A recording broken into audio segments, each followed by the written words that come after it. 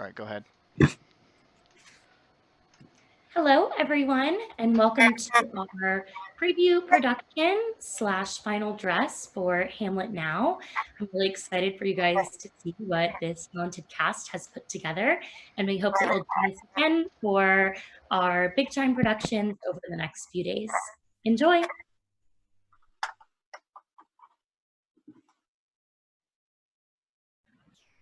Who's there? Nay, answer me. Stand and unfold yourself. Friends to this ground. Long live the king. Welcome, Horatio. Welcome, good Marcellus. Have you had a quiet guard? Not a mouse stirring. Appeared again tonight. I have seen nothing. Horatio says 'tis but our fantasy, and will not let belief take hold of her. Therefore I have entreated her along with us to watch the minutes of this night, that if again this apparition come, she may approve our eyes and speak to it. Tush, tush, 'twill not appear. Sit down a while. Peace, break thee off. Look where it comes again. And the same figure, like the king that's dead. Thou art a scholar. Speak to it, Horatio. What art thou that usurpest this time of night, together with that fair and warlike form in which the majesty of buried Denmark did sometimes march?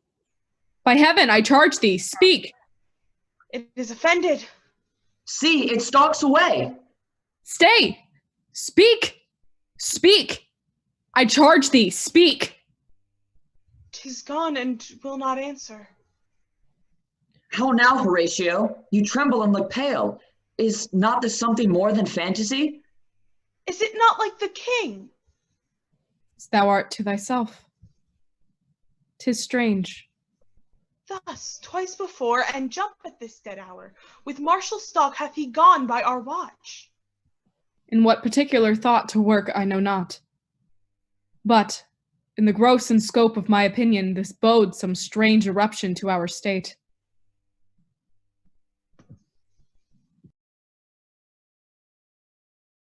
So yet of Hamlet, our dear brother's death, the memory be green, and that it us befitted to bear our hearts in grief, and our whole kingdom to be contracted in one brow of woe.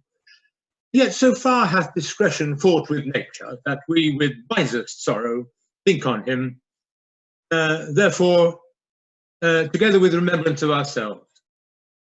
Our sometime sister, now our queen, the imperial jointress to this warlike state, have we, as 'twere with a defeated joy, with an auspicious and one dropping eye, with mirth in funeral, and with dirge in marriage, in equal scale, weighing delight and dole, taken to wife. Nor have we herein barred your better wisdoms, which have freely gone along with this affair. For all our thanks. And now, Laertes, what's the news with you? You told us of some suit. What is it, Laertes? What wouldst thou have?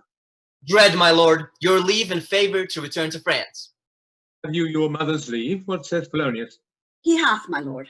I do beseech you, give him leave to go. Take thy fair hour, Laertes, time be thine, and thy best graces spend it at thy will. My lord. But now, my cousin Hamlet, and my child. A little more than king and less than kind. How is it that the clouds still hang on you? Oh, good Hamlet, cast thy nighted colour off, and let thine eye look like a friend on Denmark. Do not forever with thy veiled lids seek for thy noble father in the dust. Thou knowest 'tis common, all that lives must die, passing through nature to eternity. Ay, madam, it is common. If it be, why it seems so particular with thee? Seems, madam. Nay, it is. I know not seems. 'Tis sweet and commendable in your nature, Hamlet, to give these mourning duties to your father. But you must know your father lost a father. That father lost his, and the survivor bound in filial obligation for some term to do obsequious sorrow. But to persevere in obstinate endowment is a course of impious stubbornness, is faint-hearted grief. We pray you, throw to earth this unprevailing woe, and think of us as our Father. Or let the world take note, you are the most immediate to our throne, with no less nobility of love than that which dearest Father bears his heir, who I impart toward you. For your intent in going back to school in Wittenberg, it is most retrograde to our desire, and we beseech you to remain here in the cheer and comfort of our eye, our chiefest courtier, cousin, and our daughter. Oh, let not thy mother lose her prayers, Hamlet. I pray thee, stay with us. Go not to Wittenberg. I shall in all my best obey you, madam. Why, 'tis a loving and a fair reply. Here's ourself in Denmark. Madam, come. Oh, that this too solid flesh would melt, thaw, and resolve itself into a dew, or that the everlasting had not fixed his cannon against self-slaughter. Oh God, how weary, stale, flat, and unprofitable seem to me all the uses of this world. Fie on it, oh fie! 'Tis an unweeded garden that grows to seed. Things rank and gross in nature possess it merely, that it should come to this. But 2 months dead, nay, not so much, not 2. So excellent a king that was, to this Hyperion, to a satyr, so loving to my mother. Visit her face too roughly. Heaven and earth, must I remember? Why, she would hang on him as if increase of appetite had grown by what it fed on, and yet within a month. Let me not think on it. Frailty, thy name is woman. A little month, or ere those shoes were old with which she followed my poor father's body like Niobe, all tears. Why she, even she, oh God, a beast that wants discourse of reason, would have mourned longer, married with mine uncle, my father's brother, but no more like my father than I to Hercules. Within a month, ere yet the salt of most unrighteous tears had left the flushing in her galled eyes, she married, almost wicked speed to post with such dexterity to incestuous sheets. Hail to your ladyship. I'm glad to see you well. Horatio, or do I forget myself? The same, my lady, and your poor servant ever. What is your affair in Elsinore? We'll teach you to drink deep ere you depart. My lady, I came to see your father's funeral. I prithee, do not mock me, fellow student. I think it was to see my mother's wedding. Indeed, my lady, it followed hard upon. Thrift, Horatio. The funeral baked meats did coldly furnish forth the marriage tables. My father, methinks I see my father. Where, my lady? In my mind's eye, Horatio. My lady, I think I saw him yesternight. Saw who? My lady, the king, your father. The king, my father.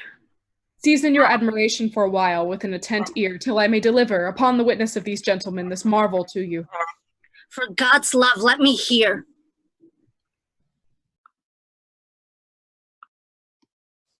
My necessaries are embarked. Farewell. And, sister, as the winds give benefits and convoy is assistant, do not sleep, but let me hear from you. Do you doubt that? For Hamlet and the trifling of her favor, hold it a fashion and a toy in blood, a violet in the youth of primy nature. forward, not permanent. Sweet, not lasting. The perfume and suppliance of a minute, no more. No more but so. Think it no more. Perhaps she loves you now, and now nor soil nor coddle doth besmirch the virtue of her will, but you must fear. Her greatness weighed, her will is not her own, for she herself is subject to her birth. She may not, as unvalued persons do, carve for herself, for on her choice depends the safety and health of this whole state. Then weigh what loss your honor may sustain if, with too credent ear, you list her songs, or lose your heart, or your chaste treasure open to her unmastered importunity. Fear it, Celia. Fear it, my dear sister, and keep you in the rear of your affection, out of the shot, and the danger of desire. I shall the effect of this good lesson keep us watchmen to my heart. I stay too long, but here my mother comes. Yet here, Laertes, aboard, for shame, you are stayed for. Oh, there, my blessing with thee. And these few precepts in thy memory, see thou character. Give thy thoughts no tongue, nor any unproportioned thought his act. Be thou familiar, but by no means vulgar. Give every man thy ear, but few thy voice. But reserve thy judgment. Costly thy habit as thy purse can buy, but not expressed in fancy. Rich, not gaudy, for the apparel oft proclaims the man. Neither a borrower nor a lender be, for loan oft loses both itself and friend, and borrowing dulls the edge of husbandry. Oh, and this above all, to thine own self be true, and thus it must follow, like the night, the day, thou canst not then be false to any man. Oh, farewell, my blessing season this in thee.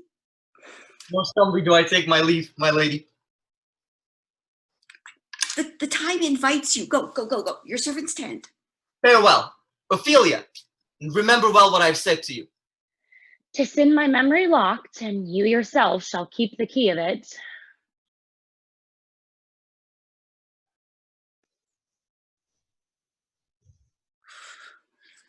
The air bites shrewdly. What hour now? Think it lacks of 12. No, it is struck. Indeed? I heard it not. Then draws near the season wherein the spirit held is wont to walk. Look, it comes! Angels and ministers of grace defend us. King, Father, Royal Dane, oh, answer me. Let me not burst in ignorance, but tell why thy canonized bones, hearsed in death, have burst their cerements. Why the sepulchre wherein we saw thee quietly inurned hath oped his ponderous and marble jaws to cast thee up again. It beckons you to go away with it. Do not go. No, by no means. It will not speak. Then I will follow it. Do not, my lady. Why? What should be the fear? I do not set my life on a pin's fee. What if it tempt you toward the flood, my lady, and there assume some other horrible form which might deprive your sovereignty of reason and draw you into madness? It waves me still. Go. I will follow thee. You shall not go, my lady. Hold off your hands. Be ruled, you shall not. Hand me. By heaven, I'll make a ghost of any that lets me. I say, away. Go on. I will follow thee.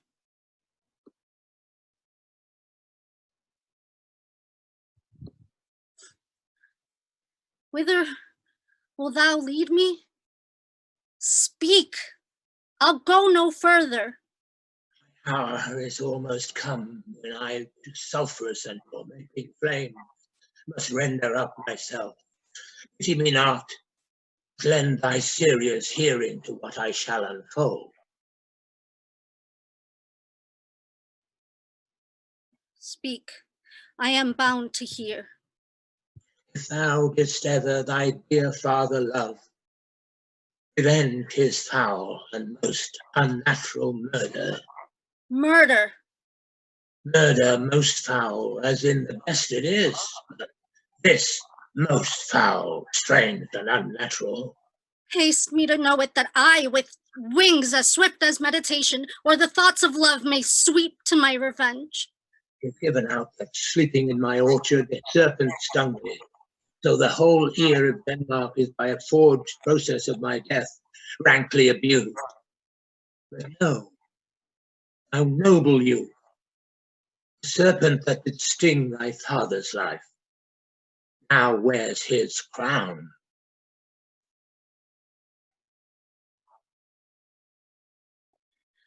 Oh, my prophetic soul, mine uncle! Aye, that incestuous, adulterate beast with witchcraft of his wit, with traitorous gifts won to his shameful lust, the will of my most seeming virtuous queen. But softly thinks I sent the morning air. Grief let me be, sleeping within my orchard, my custom always of the afternoon. Upon my secure hour thy uncle stole with juice of cursed Lebanon in a vial, and in the porches of my ears did pour the leprous distilment, whose effect holds such an enmity with blood of man that swift as quicksilver it courses through the natural gates and alleys of the body, and with a sudden vigour it doth posset and purge like eager droppings into milk, the thin and wholesome blood. Thus was I, sleeping by a brother's hand, life of crown of queen at what dispatch, cut off even in the blossoms of my sin, unhouselled, disappointed, unannaled, no reckoning made, but sent to my account with all my infections on my head. Oh, horrible! Oh, horrible! Oh, most horrible! If thou hast nature in thee, bear it not. Let not the royal bed of Denmark be a couch for her luxury and damned princess. Howsoever thou pursuest this act, take not thy mind, nor let thy soul contrive against thy mother aught. Let her to heaven and to those thorns that in her bosom lodge, to prick and sting her. Fare thee well. Adieu. Adieu. Hamlet, remember me. Remember thee, I, poor ghost, while memory holds a seat in this distracted globe, remember thee. Yea, from the table of my memory I will wipe all trivial fond records, and thy commandment all alone shall live within the book and volume of my brain, unmixed with baser manner. Yea, by heaven, oh, most pernicious woman! Oh, villain! Villain! Smiling, damned villain!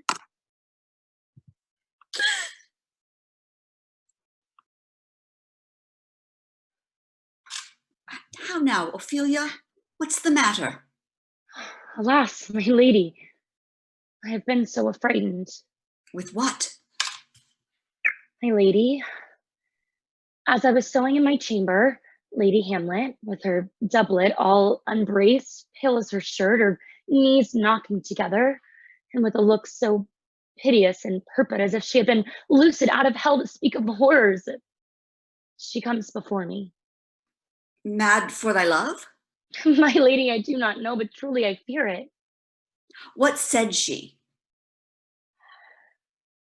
She took me by the wrist and held me hard. Then goes she to the length of all her arm, and with her other hand thus over her brow, and she falls to such perusal of my face as she would draw it. Long stayed she so. At last, a little shaking of mine arm, and thrice her head thus waving up and down, she raised a sigh so piteous and profound as it did seem to shatter all her bulk and end her being. That done, she lets me go. And with her head over her shoulder turned, she seemed to find her way without her eyes. For out o' doors she went without their help, and to the last bended their light on me. Come, go with me. I will go seek the king. This must be known.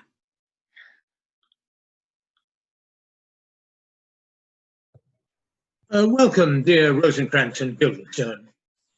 Something you have heard of Hamlet's transformation.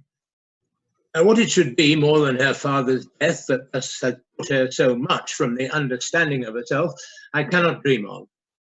I entreat you both, that being of so young days been brought up with her, that you vouchsafe your rest here in our court some little time, so by your companies to draw her on to pleasures, and to gather so much as from occasion you may glean, whether aught, to us unknown, afflicts her thus that, opened, lies within our remedy. For the supply and profit of our hope, your visitation shall receive such thanks as fits a king's remembrance. We both obey.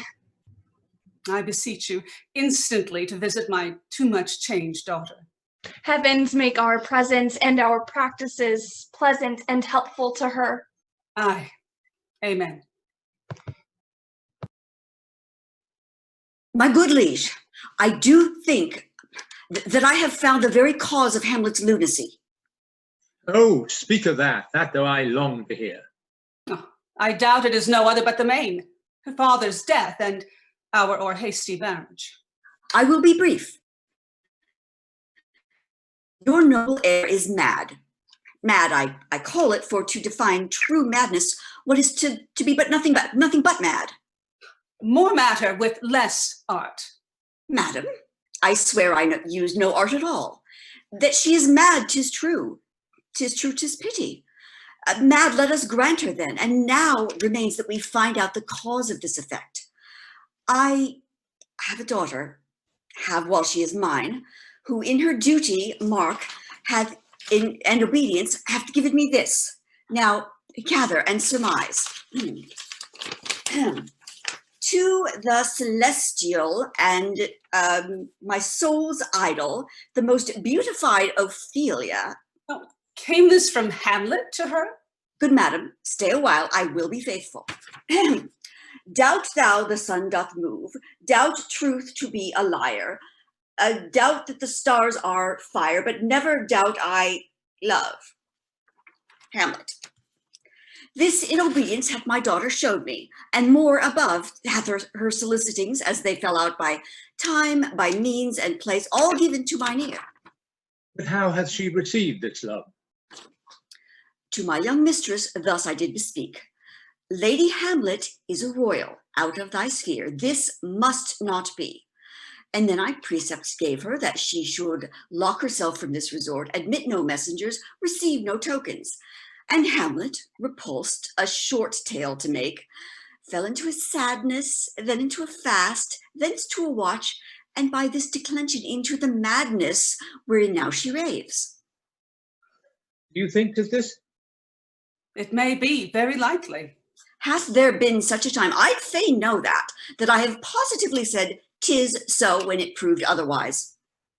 Not that I know. How may we try it further? You know, sometimes she walks for hours here in the lobby. So she does, indeed. At such a time, I'll loose my daughter to her. So you and I behind an arras then, mark the encounter. If she love her not, and she not from her reason fawned thereon, let me be no assistant for estate, but keep a farm and carters. We will try it.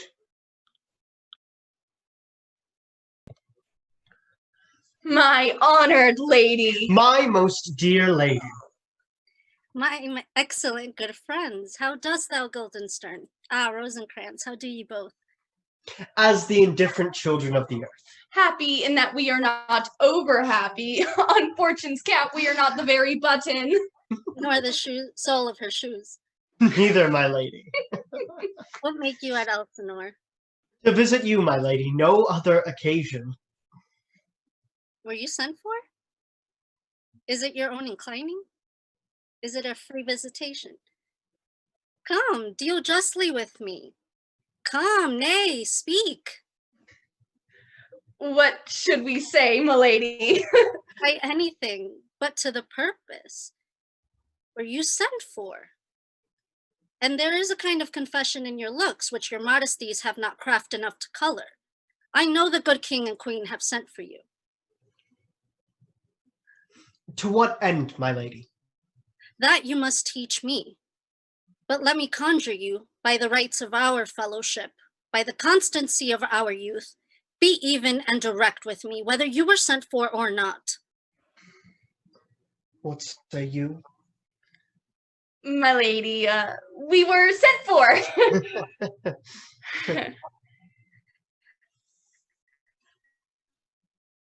Tell you why. So shall my anticipation prevent your discovery, and your secrecy to the king and queen moult no feather. I have of late, but wherefore I know not, lost all my mirth, forgotten all custom of exercises, and indeed it goes so heavily with my disposition, this goodly frame, the earth seems to me a sterile promontory. What a piece of work is man! How noble in reason, how infinite in faculties and form and moving, how express and admirable in action, how like an angel, in apprehension, how like a god. The beauty of the world, the paragon of animals, and yet to me, what is this quintessence of dust? Man delights not me. No, nor woman either. Though by your smiling you seem to say so. My lady, there was no such stuff in my thoughts. My good friends, you are welcome to Elsinore. You are welcome. But my uncle, father, and aunt mother are deceived. In what, my dear lady? I am but mad northwest, and with the wind is a southerly. I know not a hawk from a handsaw.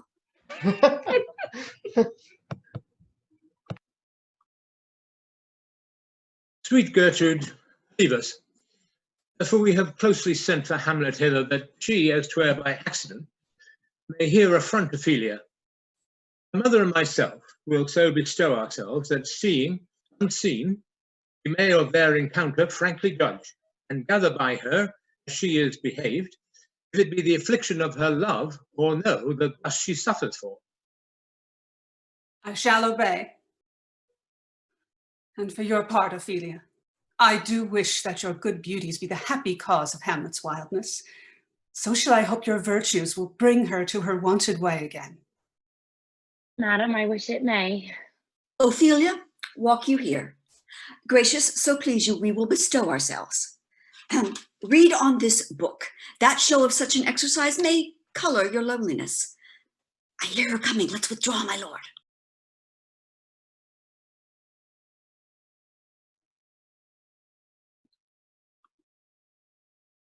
To be or not to be? That is the question. Whether 'tis nobler in the mind to suffer the slings and arrows of outrageous fortune, or to take arms against the sea of troubles, and by opposing end them, to die, to sleep no more, and by a sleep to say we end the heartache and the thousand natural shocks that flesh is heir to. 'Tis a consummation devoutly to be wished, to die, to sleep, to sleep, perchance to dream. Aye, there's the rub. For in that sleep of death, what dreams may come when we have shuffled off this mortal coil must give us pause. Oh, good, my lady. How does your honor for this many a day? I humbly thank you. Well.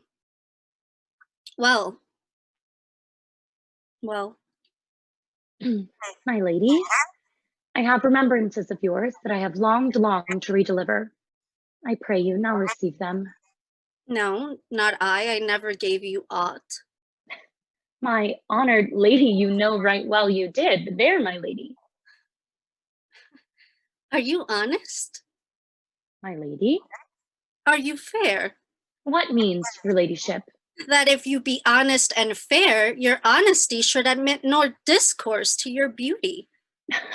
Could beauty, my lady, have better commerce than with honesty? Aye, truly.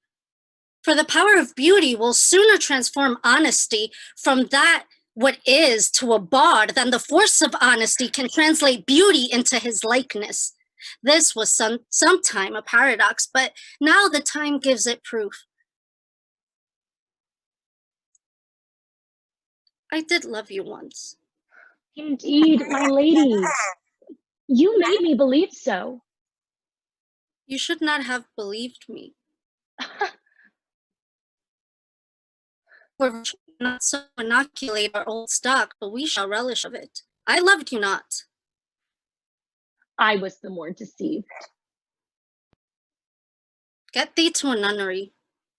Why wouldst thou be a breeder of sinners? I am myself indifferent, honest, but yet I could accuse me of such things that it were better my mother had not borne me. We are arrant knaves, all. Believe none of us. Go thy ways to a nunnery. Where's your mother? At home, my lady. Let the doors be shut upon her, that she may play the fool nowhere but in his own house. Farewell. Oh, help her, you sweet heaven. Oh, go to a nunnery. Go, farewell. Or if thou will needs marry, marry a fool, for the wise know well enough what monsters you make of them. To a nunnery go, and quickly too, farewell. Oh, heavenly powers, restore her. God hath given you one face, and you make yourselves another. Go to, I'll make no more on it. We will have no more marriages. Those that are married already, all but one shall live. The rest shall keep as they are. To a nunnery, go. Oh, what a noble mind is here overthrown. Love, her affections do not that way tend, nor what she spake, though it lacked form a little, was not like madness. There's something in her soul, for which her melancholy sits on brood, and I do doubt the hatch and the disclose will be some danger. Which to prevent, she shall with speed to England. What think you of it? It shall do well, but yet do I believe the origin and commencement of her grief sprung from neglected love. How now, Ophelia?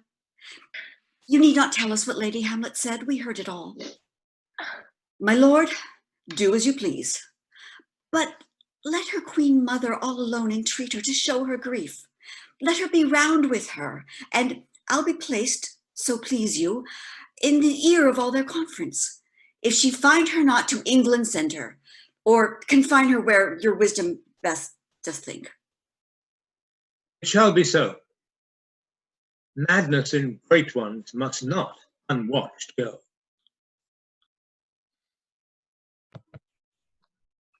Good, my lady, vouchsafe me a word with you. The queen, your mother, in most great affliction of spirit, hath sent me to you. Your behavior hath struck her into amazement and admiration. Oh, wonderful offspring that can so astonish a mother. Is there no sequel at the heels of this mother's admiration? She desires to speak with you in her closet ere you go to bed. We shall obey, were she 10 times our mother. Have you any further trade with us? My lady, you once did love me. And so I do still, by these pickers and stealers. Good, my lady, what is your cause of distemper? You do surely bar the door upon your own liberty if you deny your griefs to your friend. Will you play upon this pipe? My lady, I cannot. I pray you. Believe me, I cannot. I do beseech you. I know no touch of it, my lady. 'Tis as easy as lying. Govern these ventages with your fingers and thumb, and give it a breath with your mouth, and it will discourse most eloquent music. Look you, these stops. But these cannot I command to any utterance of harmony. I have not the skill. Why, look you now, how unworthy a thing you make of me. You would play upon me, you would seem to know my stops, you would pluck out the heart of my mystery, you would sound me from my lowest note to the top of my compass. And there is much music, excellent voice in this little organ, yet you cannot make it speak. Splud, do you think I am easier to be played on than a pipe? Call me what instrument you will, though you can fret me, you cannot play upon me.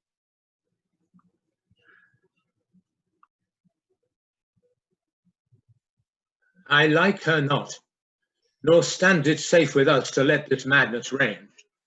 Therefore prepare you, and I your commission will forthwith dispatch, and she to England shall along with you.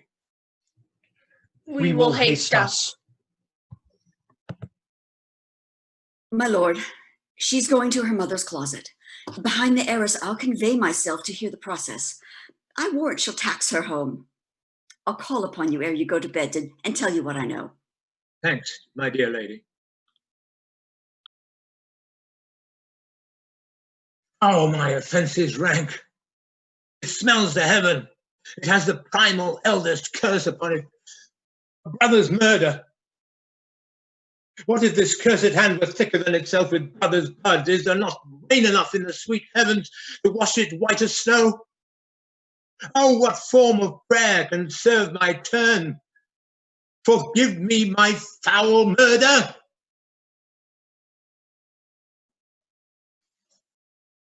That cannot be, since I am still possessed of those effects for which I did the murder. My crown, mine own ambition, and my queen. May one be pardoned and retain the offence? Oh, wretched state! Oh, bosom black as death! Oh, limed soul that, struggling to be free, art more engaged! Help, angels! Make essay! Bow, stubborn knees. All may be well.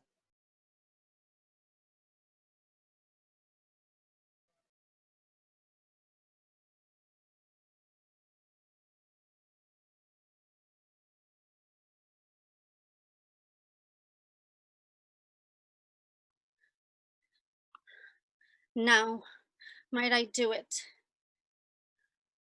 Now he is praying, and so he goes to heaven. Am I then revenged? To take him in the purging of his soul, when he is fit and seasoned for his passage? No. Up, sword, and know thy more horrid hint, when he is drunk, asleep, or in his rage, or in the incestuous pleasure of his bed, at gaming, swearing, or about some act that hath no relish of salvation in it. Then trip him in that his heels may kick at heaven, and that his soul may be as damned and black as hell whereto it goes.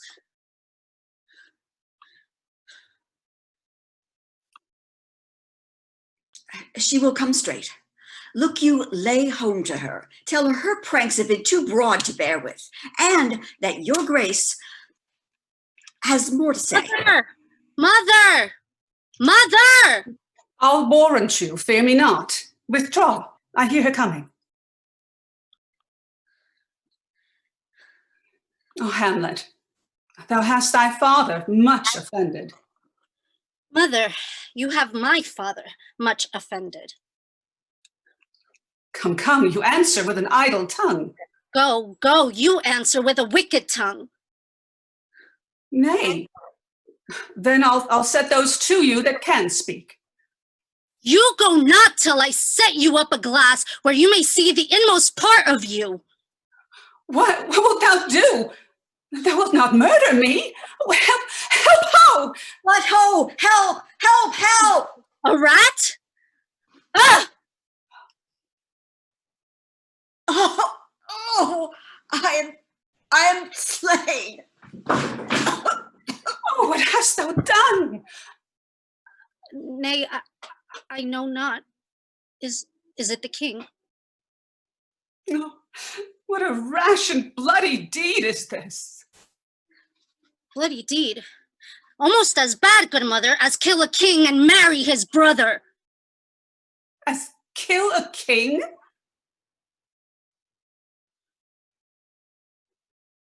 Aye, lady, 'twas my word. Leave wringing of your hands, peace. Sit down and let me wring your heart.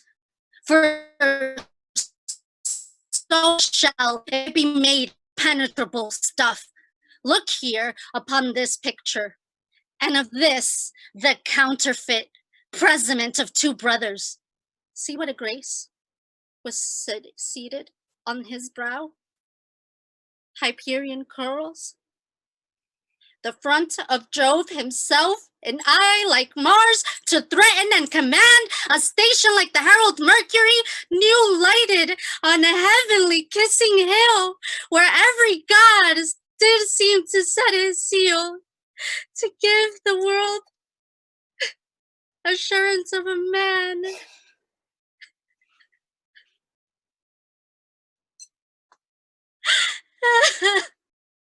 This was your husband. Look you now what follows. Look, here your husband, like a mildewed ear, blasting his wholesome brother. Have you eyes? Could you on this fair mountain leave to feed and batten on this moor? Oh, Hamlet! Speak no more! These words like daggers enter in mine ears. No more, sweet A Hamlet. murderer and a villain! No A more! king of threats and patches!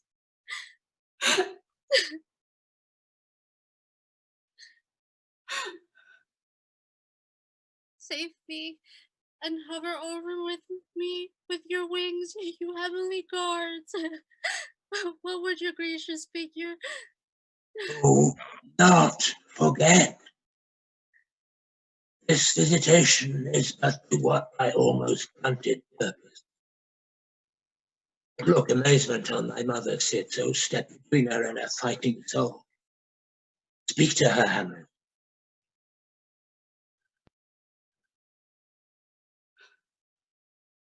How is it with you, lady? Alas, how is it with you? And you do bend your eye on vacancy, and with the incorporeal air do hold discourse. Oh, whereon do you look? On him. On him. Look you how pale he glares. Do you see nothing there? Nothing at all. Nor did nothing you hear. No, nothing but ourselves. Why, look you there. Look how it steals away. My father, as he lived. Look you where he goes, even now at the portal. This is the very coinage of your brain. This bodiless creation ecstasy is very cunning in. Ecstasy. My pulse, as yours, doth temperately keep time, and makes as healthful music. It is not madness that I have uttered. Bring me to the test, and I the matter will reword, which madness will gomble from. Mother, for the love of grace, lay not the flattering unction of your soul, that your trespass, but my madness speaks. It will but skin and film the ulcerous place, whilst rank corruption, mining all within, infects unseen. Confess yourself to heaven, repent what's past, avoid what is to come, and do not spread the compost on the weeds to make them ranker. Oh, Hamlet! Thou hast cleft my heart in twain. Oh, throw away the worser part of it, and live the pure with the other half. Go not to mine uncle's bed. Assume a virtue if you have it not. Refrain tonight, and that shall lend a kind of easiness to the next absence. The next more easy, for use almost can change the stamp of nature, and either curb the devil or throw him out with wondrous potency. For this same lady, I do repent, but heaven hath pleased it so to punish me with this, and this with me, that I must be the soldier and mister. One word more, good lady. Let not the bloat king tempt you again to bed. Pinch wanton on your cheek, call you his mouse, and let him for a pair of reechy kisses or paddling in your neck with his damned fingers, make you to revel all this matter out, that I essentially am not in madness, but mad in craft. 'Twere good you let him know, for who that's but a queen, fair, sober, wise, would from a padlock, from a bat, a gib, such dear concernings hide. Who would do so? No, in despite of sense and secrecy, unpeg the basket on the house's top. Let the birds fly, and like the famous ape, try conclusions in the basket creep and break your own neck down. Be thou assured, if no more be made of breath and breath of life, I have no life to breathe what thou hast said to me.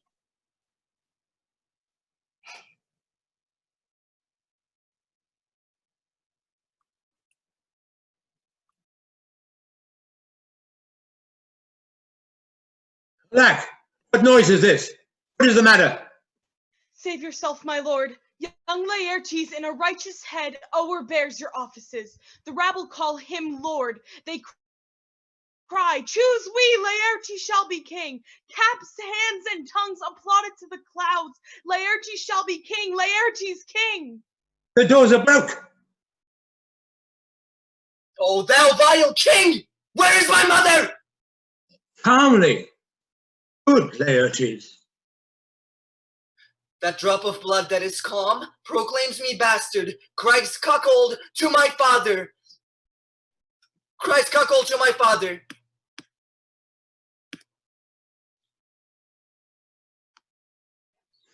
What is the cause, Laertes, that thy rebellion looks so giant-like?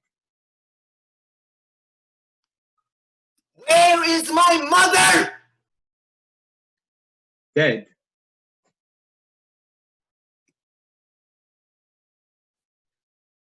How came she dead? I will not be juggled with. To hell allegiance, vows to the blackest devil I dare damnation. Only I'll be revenged, most thoroughly for my mother. Why, now you speak like a good child and a true gentleman. I am guiltless of your mother's death, and am most sensibly in grief for it. It shall as level to your judgment pierce as day does to your eye. For she which hath your noble mother slain pursued my life. If that be so, then tell me why you have proceeded not against these feats, so crimeful and so capital in nature. Oh, for two special reasons, which may to you perhaps seem much unsinewed, but yet to me they are strong. The queen, her mother, lives almost by her looks. The other motive why to the public court I might not go is the great love the general Bender bear her, who, keeping all her faults in their affection, would like a spring that turneth wood to stone convert her guides to graces, so that my arrows, too slightly timbered for so loud a wind, would have reverted to my bow again, and not to where I had aimed them. So I have a Noble mother lost, a sister driven into desperate terms. But my revenge will come. If it be so, Laertes. Ah. And how should it be so? How otherwise? Will you be ruled by me? Aye, my lord. So you will not overrule me to a peace. To thine own peace. I will work her to exploit now ripe in my device, under the which she shall not choose but fall. And for her death no wind shall breathe. Even her mother shall uncharge this practice, and call it accident. My lord, I will be ruled. The rather if you devise it so that I might be the organ. It falls right. You have been talked of since your travel much, and that in Hamlet's hearing, for a quality wherein they say you shine. Your sum of parts do not together pluck such envy from her as did that one. What part is that, my lord? 2 months since, here was a gentleman of Normandy. He made confession of you and gave you such a masterly report for art and exercise in your defense, and for your rapier most especially, that he cried out, "'Twould be a sight indeed if one could match you." The scrimmers of their nation, he swore, had neither motion, guard, nor eye if you opposed them. Sir, this report of his did Hamlet so envenom with her envy that she could nothing do but wish and beg your sudden coming o'er to play with her. What out of this, my lord? Good Laertes, keep close within your chamber. Hamlet shall soon know you are come home. We'll bring you in fine together and wager on your heads. She, being remiss, most generous, and free from all contriving, will not peruse the foils, so that with ease, or with a little shuffling, you may choose a sword unbitted, and in a pass of practice, requite her for your mother. I will do it. And for that purpose, I'll anoint my sword. I bought an unction of a mountebank so mortal that but dip a knife in it. Where it draws blood, no catabolism so rare, collected from all samples that have virtue under the moon, can save the thing from death. This is but scratched withal. I'll touch my point with this contagion, that, if I gall her slightly, it may be death. Then, in your motion you are hot and dry, as make your bouts more violent to that end, and that she calls for drink. I'll have prepared her a chalice for the nonce, whereon but sipping, if she but chance escape your venom stuck, our purpose may hold there. How now, sweet queen? One woe doth tread upon another's heel, so fast they follow. Your sister's drowned, Laertes. Drowned? Where? There is a willow. It grows aslant a brook that shows his hoar leaves in the glassy stream. And there with fantastic garlands did she come. Cornflowers, nettles, daisies, and long purples that liberal shepherds do give a grosser name, but our cold maids do call dead men's fingers. There on the pendant boughs, her coronet weeds clambering to hang, an envious sliver broke. When down her weedy trophies and herself fell in the weeping brook. Her clothes spread wide and mermaid-like. A while they bore her up, at which time she chanted snatches of old tunes, as one incapable of her own distress, or like a creature native and endued unto that element. Long it could not be, till that her garments, heavy with their drink, pulled the poor wretch from her melodious lay to muddy death. Alas, then she is drowned? Drowned. Drowned. Too much of water, hast thou, poor Ophelia. Therefore I forbid my tears. Adieu, my lord. I have a speech of fire that fain would blaze, but that this folly doubts it.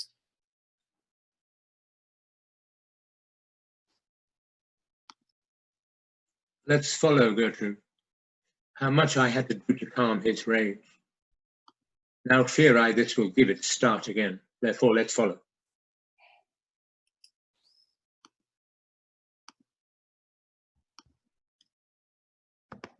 What ceremony else? What ceremony else? Her obsequies have been as far enlarged as we have warranties. Her death was doubtful, and but that great command o'ersways the order, she should enground and sanctified have lodged to the last trumpet. For charitable prayers, shards, flints, and pebbles should be thrown on her. Yet here she is allowed her virgin rites, her maid instruments, and the bringing home of bell and burial. Must there no more be done? No more be done.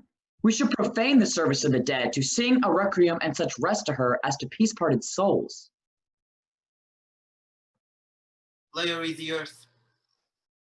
From her fair and unpolluted flesh may violets spring. I tell thee, churlish priest, a ministering angel shall my sister be when thou liest howling. Sweets to the sweet. Farewell. I hope thou shouldst have been my Hamlet's wife. I thought thy bride bed to have decked, sweet maid, and not have strewed thy grave. Ah, treble woe! Full 10 times treble on that cursed head whose wicked deed thy most ingenious sense deprived thee of. Hold off the earth a while, till I have caught her once more in mine arms.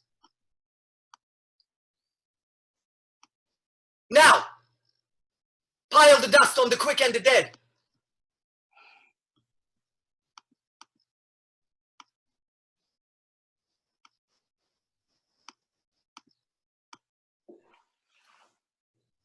Now pile your dust upon the quick and dead, till of this flat a mountain you have made to o'ertop up old Pelion, or the skyish head of blue Olympus. Get that out of thy soul! Thou prayest not well, I pray thee, take thy fingers from my throat. Cut them asunder!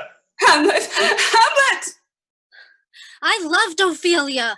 40,000 brothers could not, with all their quantity of love, make up my sum. What wilt thou do for her? Oh, she is mad, Laertes. Oh, for the love of God, forbear her! Swoon, show me what thou'lt do. Wilt thou weep? Wilt thou fight? Wilt thou fast? Wilt thou tear thyself? Wilt thou drink up an easel? Eat a crocodile? I'll do it! Dost thou come here to whine, to outface me with leaping in her grave? Be buried quick with her, and so will I. Oh, this is mere madness. Hear you, sir. What is the reason that you use me thus? I loved you ever, but it is no matter. Let Hercules himself do what he may. Let the cat mew, and the dog will have his day.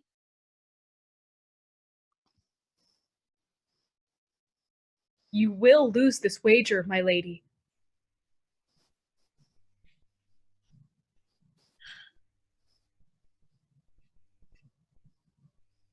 I don't think so.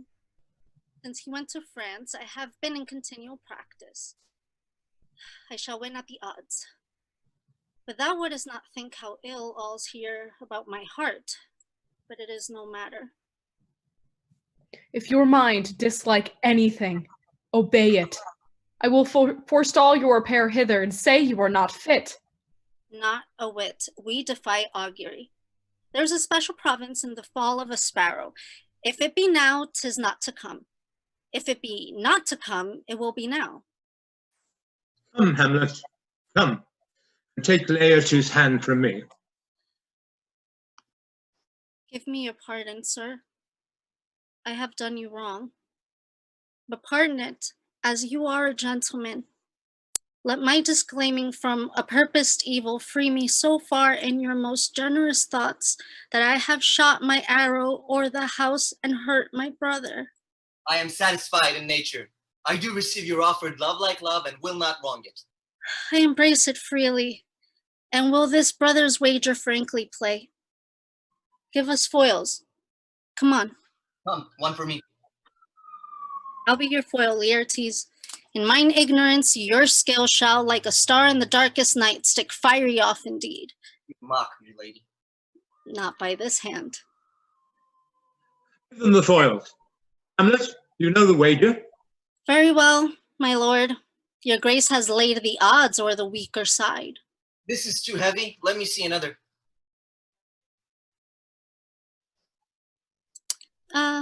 This likes me well. These foils all have a length.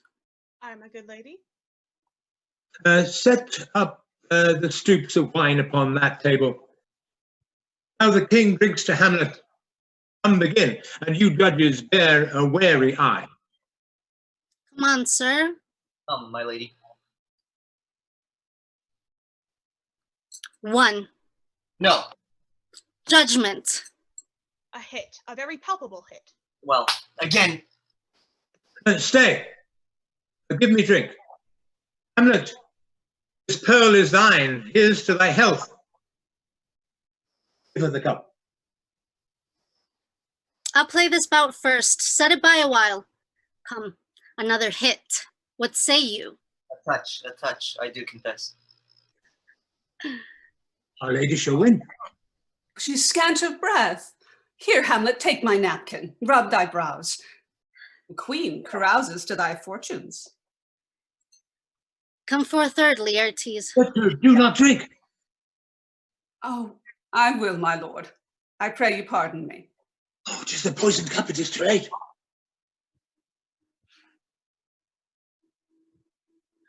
I dare not drink yet, madam. By and by. Oh, come, let me wipe thy face. My lord, I'll hit her now. I do not think it. Come for a third, Laertes. You but dally. I pray you pass with your best violence. I am afear you make a wanton of me. Say you so. Come on. Have at you now. Ah! Oh no. I'm wounded. Have at you now.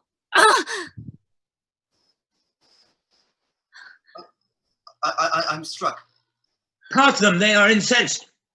Nay, come again.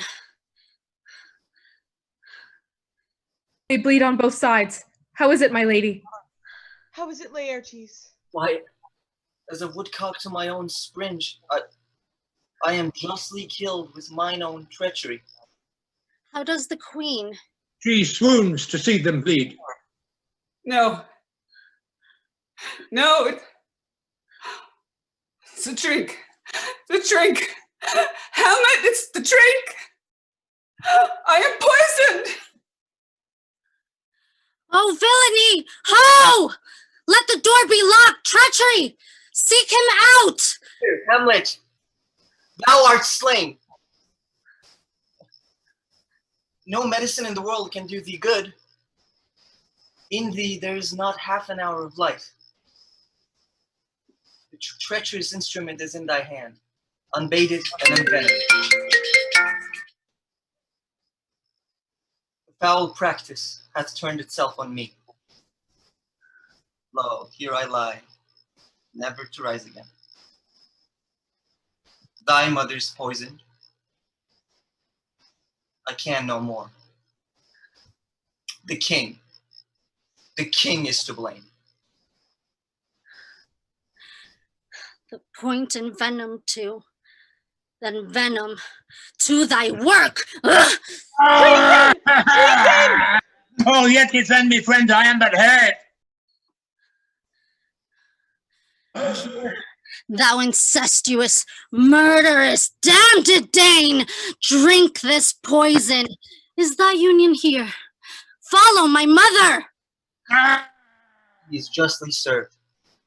It is a poison tempered by himself. Exchange forgiveness with me, noble Hamlet. Mine and my mother's death come not upon thee, nor thine on me. Heaven make thee free of it. I will follow thee. I am dead, Horatio.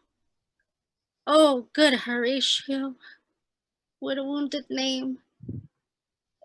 Things standing thus unknown shall live behind me. If thou didst ever hold me in thy heart, absent thee from felicity a while, and in this harsh world draw my last breath in pain to tell my story.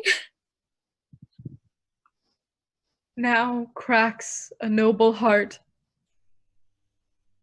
Good night, sweet princess, and flights of angels sing thee to thy rest.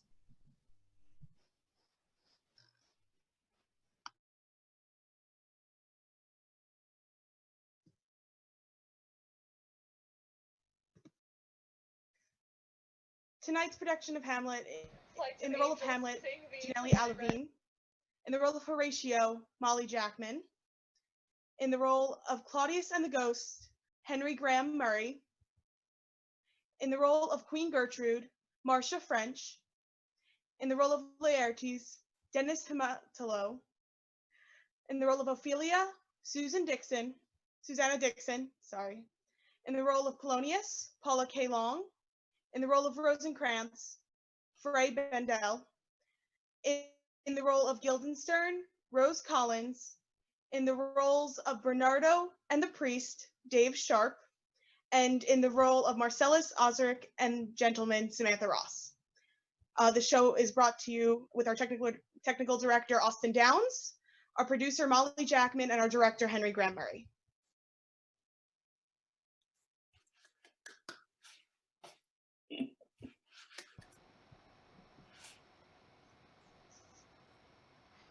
Alrighty, thank you everyone for joining us for tonight's preview, and we hope to see you at our opening tomorrow night.